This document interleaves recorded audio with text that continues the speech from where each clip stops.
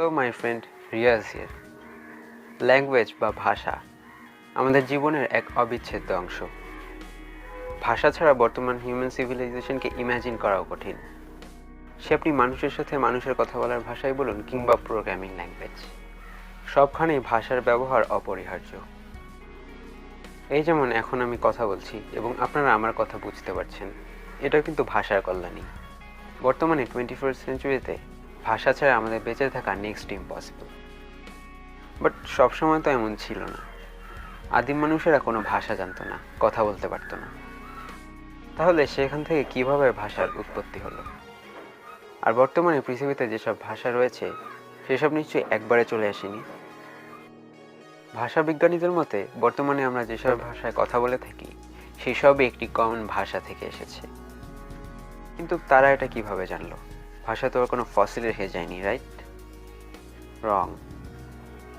প্রাচীন মানব প্রজাতির ফসিল থেকে জানা যায় ধীরে ধীরে মানুষের বাকযন্ত্র বা ভয়েস ইনস্ট্রুমেন্টস ধ্বনি উচ্চারণের জন্য প্রস্তুত হচ্ছিল, এবং এরপরে গুহাচিত্র এবং চিহ্ন তো আছেই। এর থেকেই ভাষার উৎপত্তি এবং বিবর্তন সম্বন্ধে কিছুটা অনুমান করা যায়, যেমনটা আমরা এই ভিডিওতে করার চেষ্টা করব।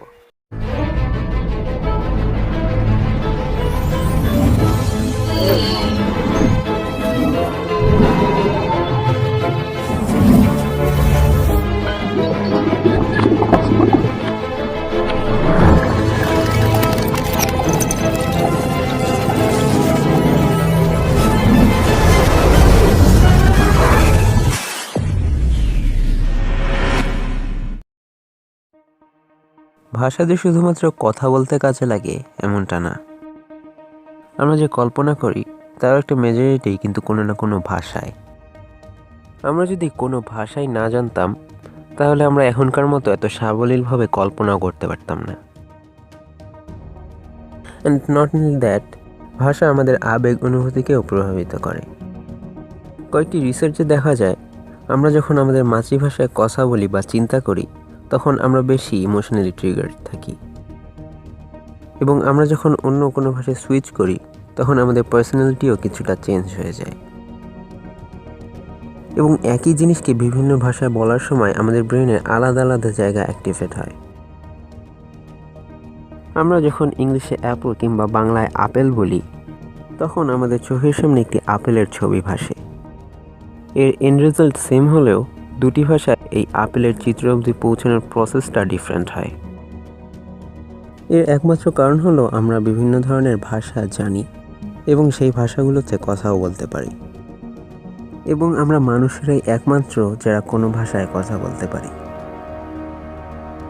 2016 সালে নিউ ইয়র্ক টাইমসে পাবলিশ হওয়া একটি আর্টিকেলে লেখা হয়, একটি রিসার্চে দেখা গেছে যে প্রাণীগুলো মানুষের সাথে একই অর্ডার শেয়ার করে, অর্থাৎ প্রাইমেটস যেমন বানর কিংবা শিম্পাঞ্জি, এদের বাকযন্ত্র বা ভয়েস বক্সও প্রায় মানুষদের মতোই ডেভেলপড, কিন্তু তবুও তারা কথা বলতে পারে না। এর কারণ হলো কথার মাধ্যমে মনের ভাবকে প্রকাশ করার আগে সেটা মনের মধ্যে কল্পনা করতে হয়।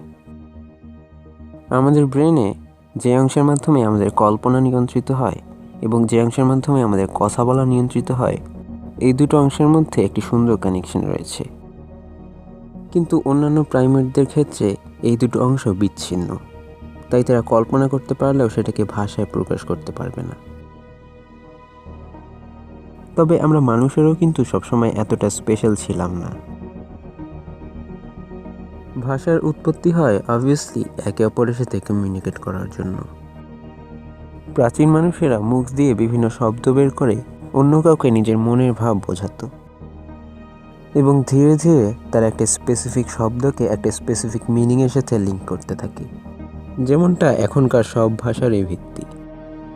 তবে মুখ দিয়ে উচ্চারিত ভাষা এবং লিখিত ভাষা এই দুটি কিন্তু ভিন্ন ভিন্নভাবে বিবর্তিত হয়েছে। গবেষকেরা এটা ভেবে নিয়ে গবেষণা করেন যে পৃথিবীতে প্রথমে একটি ভাষার উৎপত্তি হয়েছিল, যেখান থেকে বিবর্তিত হয়ে পৃথিবীর বাকি সব ভাষা এসেছে। কিন্তু এমনটা নাও হতে পারে। হতে পারে পৃথিবীর দুটি ভিন্ন জায়গায় দুটি কিংবা তার থেকেও বেশি ভাষার উৎপত্তি হয়েছিল, যেগুলো থেকে ধীরে ধীরে বাকি ভাষাগুলোর উৎপত্তি হয়েছে। যেমনটা আমরা জানি প্রথম মানুষের উৎপত্তি হয়েছিল আফ্রিকাতে, যেখান থেকে তারা মাইগ্রেট হয়ে পৃথিবীর বিভিন্ন জায়গায় ছড়িয়ে পড়তে থাকে এবং এ ধরনের ভিন্ন ভিন্ন গোষ্ঠীতে বিভিন্ন ধরনের ভাষার উৎপত্তি হয়। মনে করা হয় পৃথিবীতে যতগুলো ভাষা আছে বা ছিল তার মধ্যে হাতে গোনা কয়েকটা বাদ দিয়ে বাকি প্রায় সব ভাষাই ইন্দো ইউরোপীয় ভাষাগোষ্ঠীর অংশ। যেখান থেকে এশিয়া এবং ইউরোপের সব ভাষা যেমন Bangla, Hindi, English, Chinese, Russian, French, Spanish, Korean, Japanese, Portuguese, Italian এইসব ভাষাগুলো এসেছে।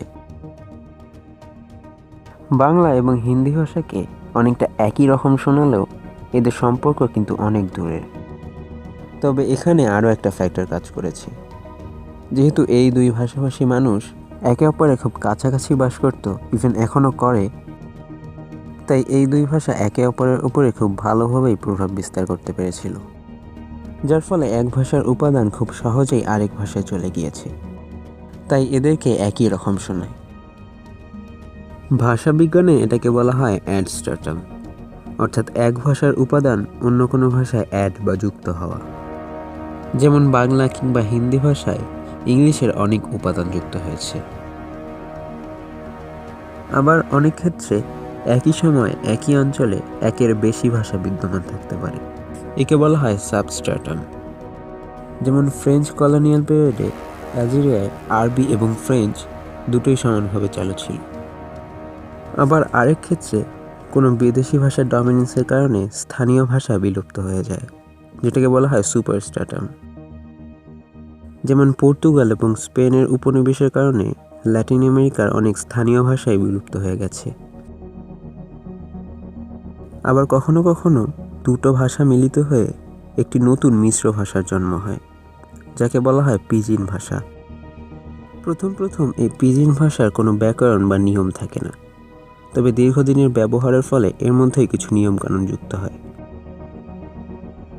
পরবর্তীতে এই নতুন ভাষা যখন আগের ভাষায় জায়গা দখল করে নেয়, তখন নতুন প্রজন্মের কাছে এটাই হয় তাদের মাতৃভাষা। ভাষাবিজ্ঞানে এটাকে বলা হয় ক্রিওল। বর্তমানে অন্য ভাষাভাষী মানুষের ভাষা বোঝা অনেক সহজ হয়ে গিয়েছে আগের তুলনায়, এবং ভবিষ্যতে নিশ্চয়ই এটা আরও সহজ হবে। এক পৃথিবী এক দেশের কথা বলেন অনেকে, আবার অনেকে এক পৃথিবী এক ভাষার কথাও বলেন।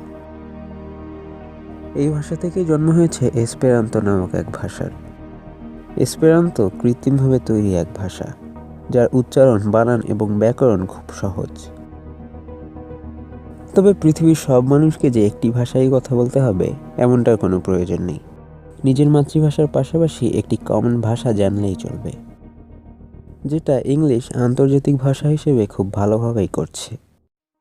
তবে এখন আন্তর্জাতিক ভাষা ইংলিশের পাশাপাশি অন্যান্য ভাষার ব্যবহারও আন্তর্জাতিকভাবে বাড়ছে। যেমন পরিসংখ্যানের মতে 2050 সালের মধ্যে আন্তর্জাতিকভাবে স্প্যানিশ, পর্তুগিজ, আরবি এবং রাশিয়ান ভাষার পরেই অবস্থান হবে হিন্দি, বাংলা, উর্দু এবং ইন্দোনেশিয়ান ভাষার। সময়ের সাথে সাথে সব ভাষাই পরিবর্তিত এবং বিবর্তিত হতে থাকে। পরিবর্তনই হলো ভাষার একমাত্র ধ্রুবক। পরিবর্তনের মধ্যে দিয়ে একটি ভাষা টিকে থাকে, এবং যেই ভাষা পরিবর্তিত হতে পারে না সেটা বিলুপ্ত হয়ে যায়। এখনো পর্যন্ত ভাষা বিজ্ঞানের সবথেকে বড় তত্ত্বটি হলো প্রত্যেকটি ভাষাই একই পরিবারের অংশ, এবং এগুলো একটি কমন ভাষা থেকেই এসেছে। তাই পৃথিবীর কোনো ভাষাকেই বড় কিংবা ছোট করে দেখার কোনো উপায় নেই। সব ভাষাই তার নিজের নিজের অবস্থান থেকে সেরা, এবং সবারই অধিকার রয়েছে পৃথিবীর যে কোনো জায়গায় যে কোনো সময় তাদের মাতৃভাষায় কথা বলার। তো আজকের ভিডিওটা এ পর্যন্তই। ভিডিও থেকে যদি কিছু জানতে অথবা শিখতে পারেন অবশ্যই একটি লাইক দিয়ে দেবেন। আর এই ভিডিওতে যদি কোনো ভুল হয়ে থাকে অথবা আপনার যদি কোনো কোয়েশ্চেন থাকে অবশ্যই কমেন্টে লিখে জানাবেন। আর এই ভিডিওটি আপনার ফ্রেন্ডস অ্যান্ড ফ্যামিলির সাথে শেয়ার করুন, যাতে তারাও এ সম্পর্কে জানতে পারে। আর যাওয়ার আগে অবশ্যই আমাদের চ্যানেলটিকে সাবস্ক্রাইব করবেন এবং পাশের বেল আইকনে ক্লিক করে অলে সিলেক্ট করে দেবেন আমাদের সব ভিডিও সবার আগে পাওয়ার জন্য। তো আজকের ভিডিওটা এ পর্যন্তই। ভালো থাকবেন, দেখা হবে আবার অন্য কোনো ভিডিওতে।